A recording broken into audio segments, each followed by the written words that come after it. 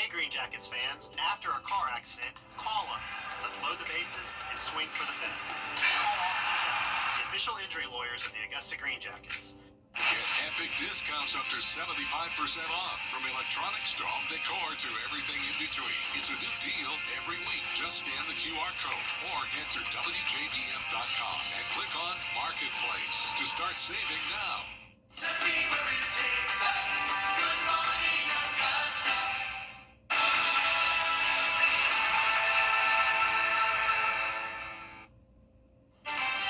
Right now on News Channel 6 at 4, a new utility billing system is causing problems in North Augusta. A look at the issue and what's being done about it. Plus, curbside recycling is returning to the Garden City, when you can register, and how soon service will begin. And new road closures in downtown Augusta. How construction will impact your commute. As your News at 4 starts now. Live from Television Park, this is WJBF News Channel 6 at 4.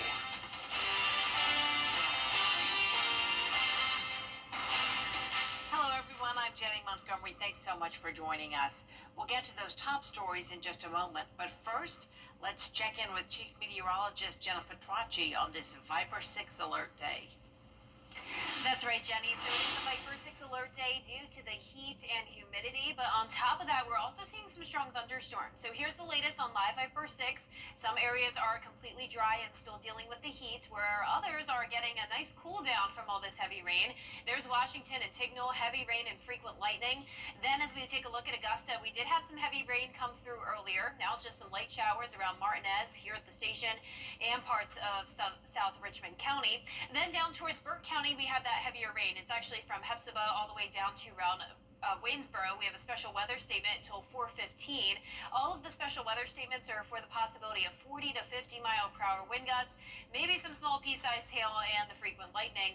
That's what we're seeing as well over in Sylvania, heavy rain and lightning, and then another special weather statement until 4:15 for parts of Jefferson and Washington and Glasscock counties here for that heavy rain, frequent lightning, and gusty wind. So here's our Terry Lambert Hyundai Skyview cam. You can see the storms in the distance about to move into Waynesboro. All of these storms are moving very slowly, southeast at 10 miles per hour. But look at the cool down it's brought us. 17 degrees cooler now in Evans compared to this time yesterday, and that's putting some places in the 80s. Aiken, you're at 84, but over 10 degrees hotter in Augusta at 95. 101 in Wrightsville, 98 in Sparta, and 97 in Lincolnton. The heat index is currently up to 115 in Bamberg. I know people in Bamberg are probably really wishing they would have some rain move through. But even with the rain we're seeing, with all the humidity, it's still feeling like the triple digits pretty much across the board. Over the next 3 days, those temperatures are going to stay pretty hot in the mid to upper 90s, but with increased chances of rain, that will bring us a little bit of relief. So coming up, I'll have a look at your future cast, but back to you, Jenny. All right, thanks so much, Jenna. A deadly shooting is under investigation in Sandersville. It happened just before midnight at the Washington Manor Apartments on Martin Luther King Jr. Avenue. One victim died at the scene, the other at the hospital. Damian Reeves is wanted in connection to this shooting. He is considered armed and dangerous. Frustration continues for homeowners in North Augusta trying to pay their water bills. The city has transitioned to a new utility billing system, but the transition hasn't gone as smoothly as some would have liked. This new system is called GovSense, and the idea is to provide an online option for homeowners to pay utility bills quicker and easier. Instead, it's become a headache as city leaders have gotten numerous phone calls from people because of a wide range of problems.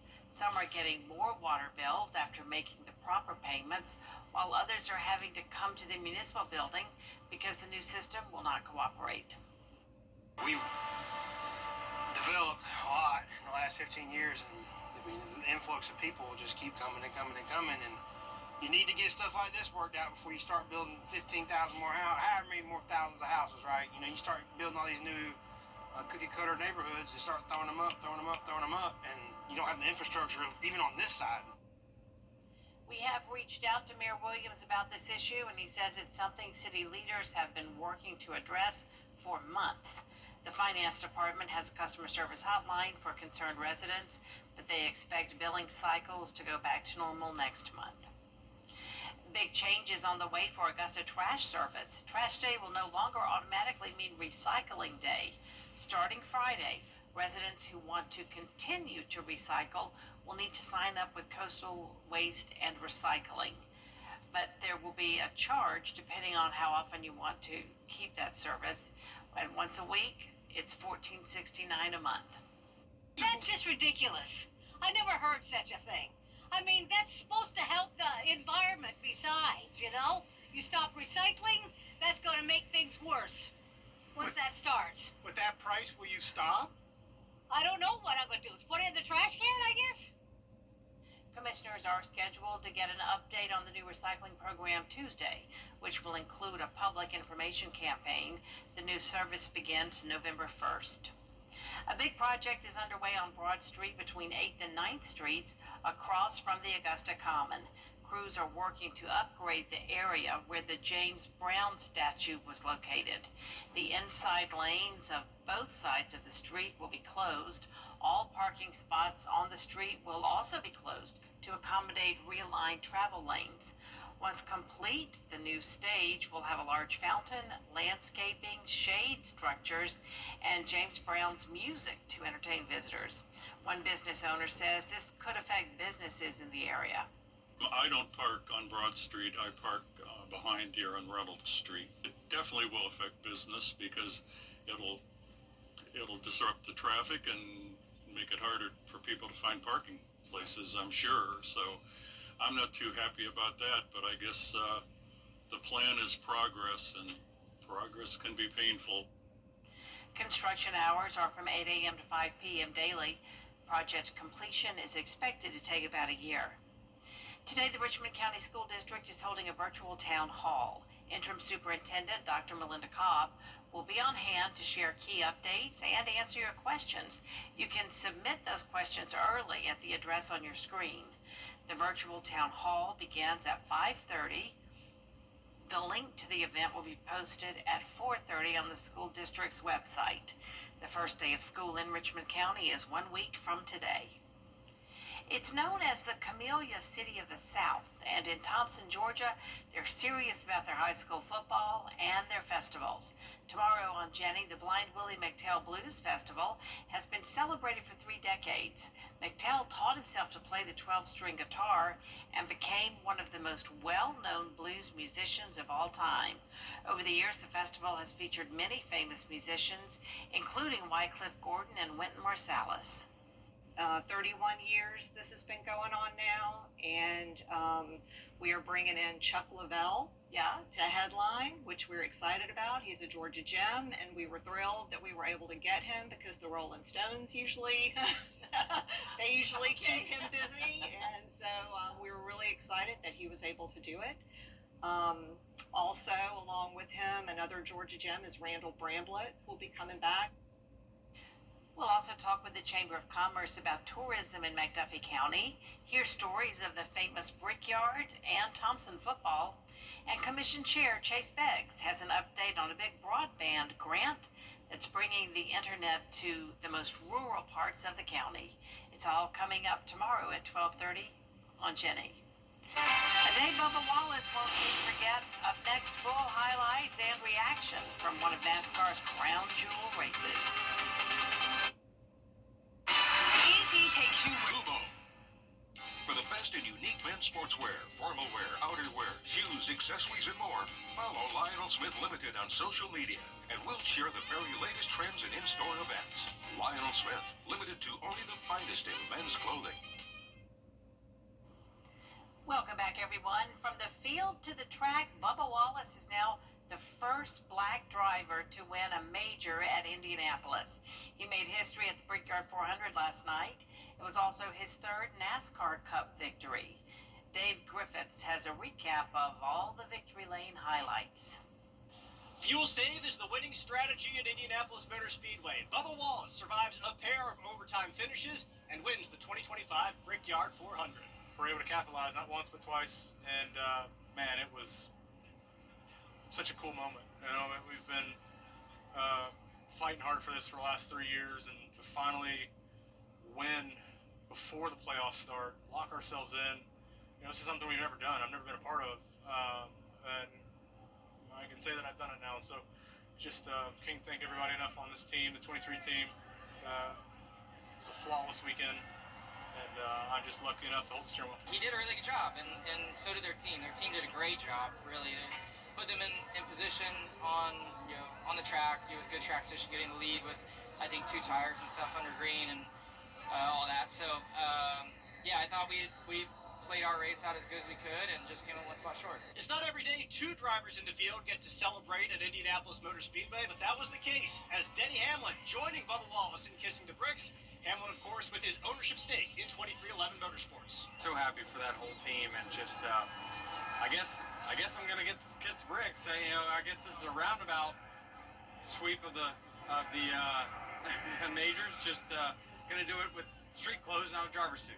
A thrill to the finish. The rain made it quite interesting, but at the end of the day, it is Bubba Wallace earning his first victory of this Cup season. Reporting in Indianapolis, I'm Dave Griffiths. A live look now at what's known as the fastest short track, the Iowa Speedway in Newton, where both the Cup and Xfinity races are headed this weekend. And be sure to watch our live coverage of the weekend race. It begins Saturday at 4 o'clock on the CW. And we have extreme heat once again today and tomorrow. Heat advisories and even a few counties under a heat warning will continue. But rain chances are on the rise, followed by a huge cool down on the way. I'll have your full Vapor 6 forecast right after this break. Weather headlines on WJBF News Channel 6. Brought to you by Southpaw Roofing. Roofing done right. For years, WJBF News Channel 6 and our partners have championed local families through our Children First campaign. Together, our mission has always been to strengthen our community by uplifting children and their families across the CSRA. Count on News Channel 6 as we make a difference in the lives of local children. To learn more, visit WJBF.com/Children First. WJBF News Channel 6's Children First initiative is sponsored by Bridgestone and Mike Costello Law Firm. You and me, we're the best of friends, and we'll stay together till the end. For years, Freddie the Forecaster has been a true friend to our community. We're the best of friends. Enter to win your very own Freddie bobblehead today at WJBF.com. Sponsored by Alpha Insurance. This is a WJBF Live Viper 6 alert. Welcome back. We do have a Viper 6 alert day today due to the extreme heat, which of course we'll get to in a second, but I do want to start out with Live Viper 6 because we're also tracking some strong storms here. We had a severe thunderstorm warning earlier for parts of Edgefield County, even into McCormick, Columbia, and Aiken. Now we're left with just a few special weather statements, but these are still some strong storms, packing a punch with heavy rain and frequent lightning. Starting up in our northwestern portion of the CSRA, you can see that heavy rain and a few lightning strikes in between Tignal and Washington. Augusta is just seeing some light shower activity now, but southern Richmond County and parts of Burke County are seeing that heavy rain and lightning. And it looks like we do now have a new severe thunderstorm warning, so I am going to step off the screen again so I can read you that information.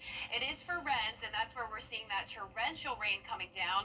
So zooming into Rennes here, this is a severe thunderstorm warning for parts of Jefferson County until 5 p.m.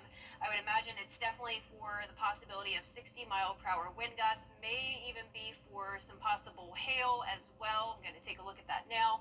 But you can see that heavy rain and the frequent lightning coming down right over Rennes. Severe thunderstorm warning for that northern portion of Jefferson County until 5 o'clock this evening.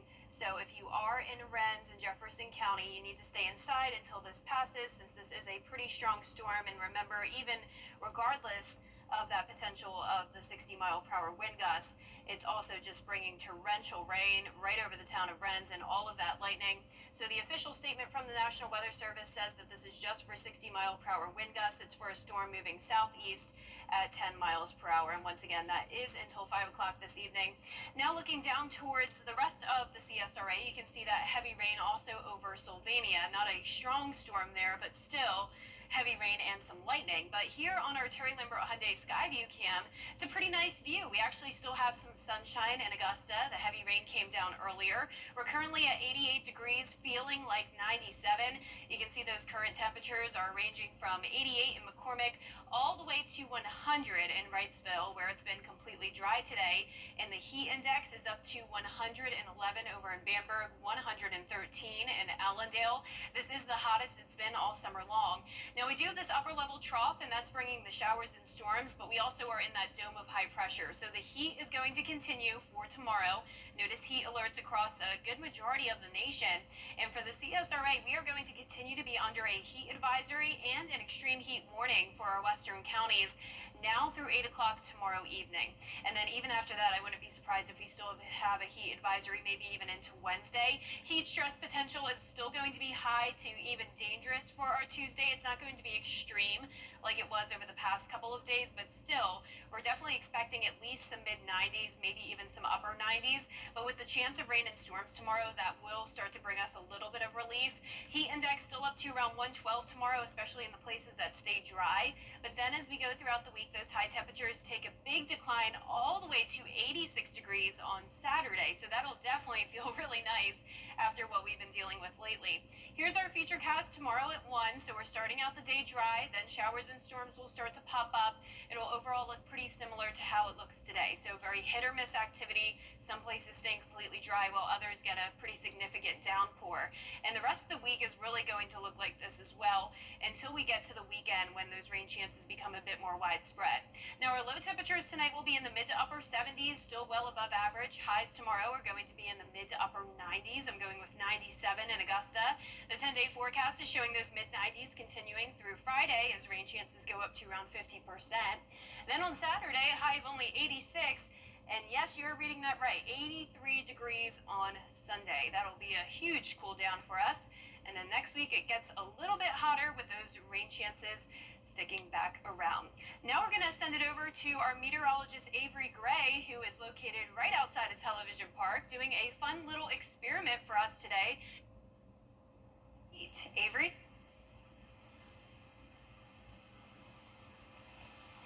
Thank you, Jenna.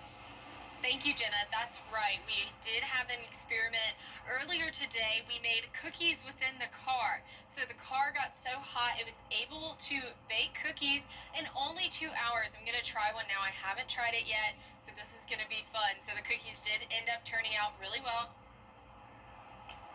And they taste well as well.